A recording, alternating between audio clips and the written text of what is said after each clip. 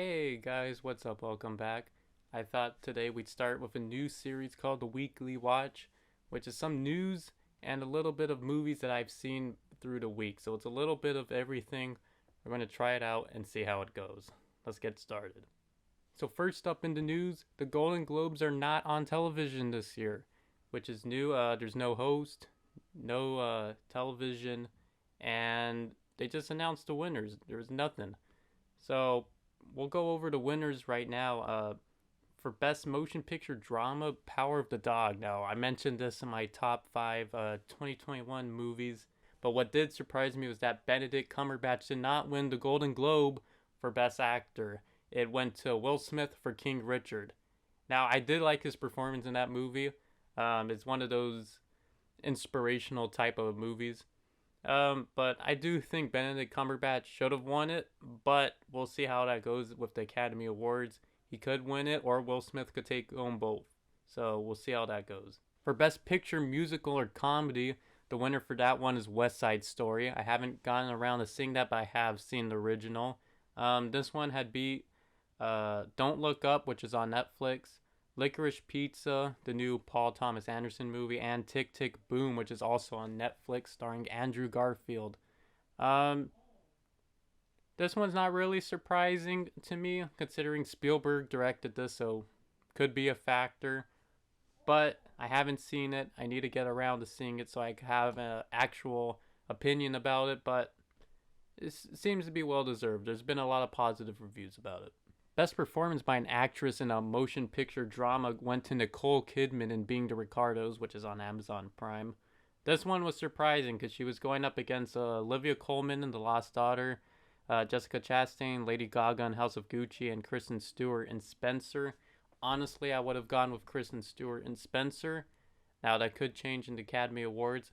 Not all, doesn't always follow the same winners, but Nicole Kidman was a surprise to me. She was okay in that movie.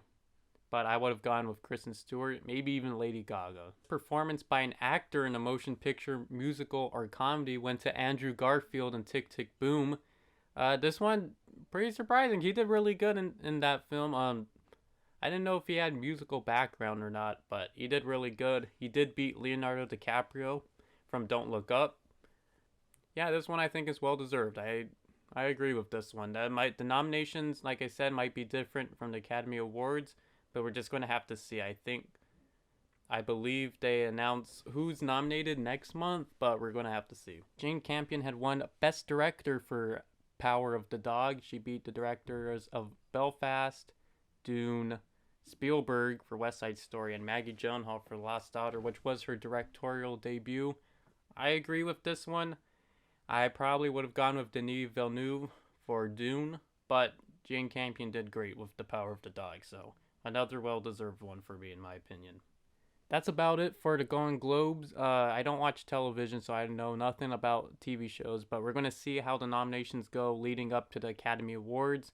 The winners could be different, could be different people nominated as well, but we're just going to have to see. I do think there's going to be some surprises. Another thing I forgot to mention, international film Drive My Car had one, and I'm still waiting to see that movie.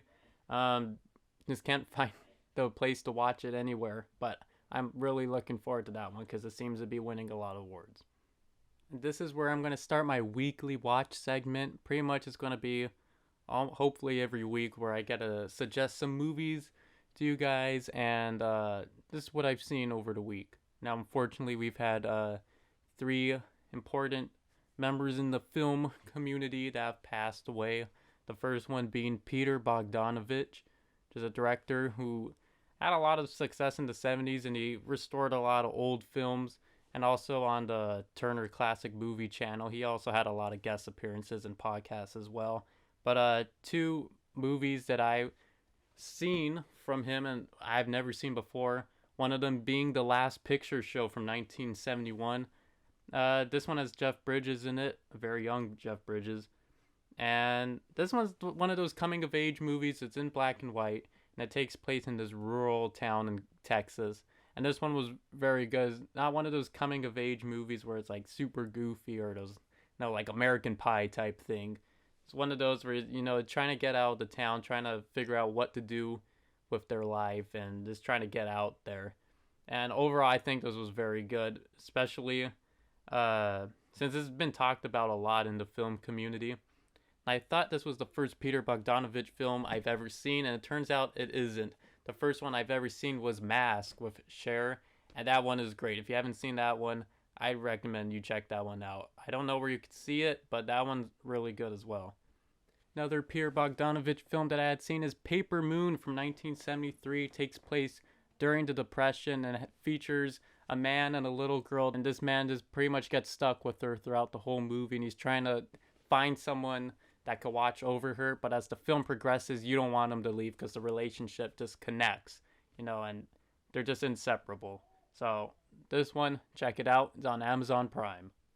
Another unfortunate death in the film community is Sidney Poitier. He was an actor, pretty much paved the way for guys like Denzel Washington, Will Smith. He's the first African American to ever win an Academy Award for acting, and the movie I had seen from him is his Academy Award winning performance from 1963, Lilies of the Field. He's helping rebuild a chapel for these nuns, and they're German, and there's a part in that movie where he's teaching them how to speak English, and the way he does it, it's a way that's entertaining. It's not like a boring English lesson. He makes it entertaining, engages with the audience, and his character overall is a good guy. This one I'd recommend to check out. This one is also on Amazon Prime Video. And last but not least, recently, a couple days ago, Bob Saget also passed away from Full House and from America's Funniest Home Videos. And I decided to check out his film that he directed called Dirty Work, featuring the late, great Norm Macdonald. This one was funny. It's the acting's weird, it's it feels forced at times, but it's just a movie full of cameos from all these comedians like Adam Sandler, Chris Farley, Chevy Chase. It's just one of those goofy movies, and it's great. There's a lot of jokes in there that either go over your head or you get them. It's not one of the best comedy movies, but I did find this one entertaining.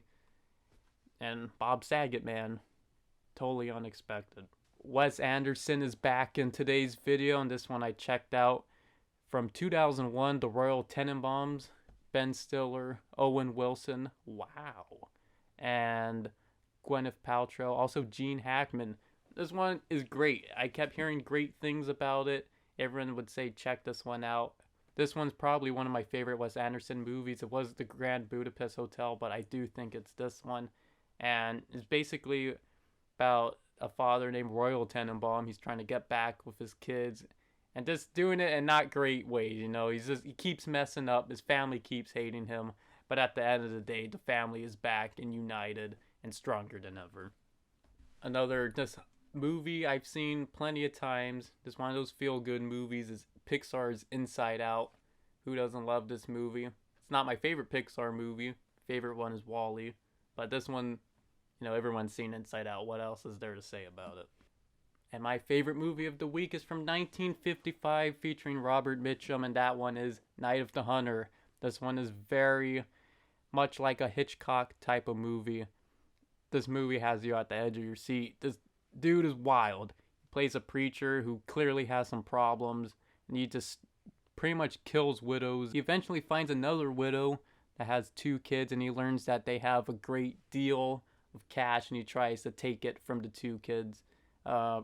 I'll leave it at that, because there will be spoilers, but I believe you could rent this on Apple TV and also on the Criterion channel. That's pretty much it for Weekly Watch number 1.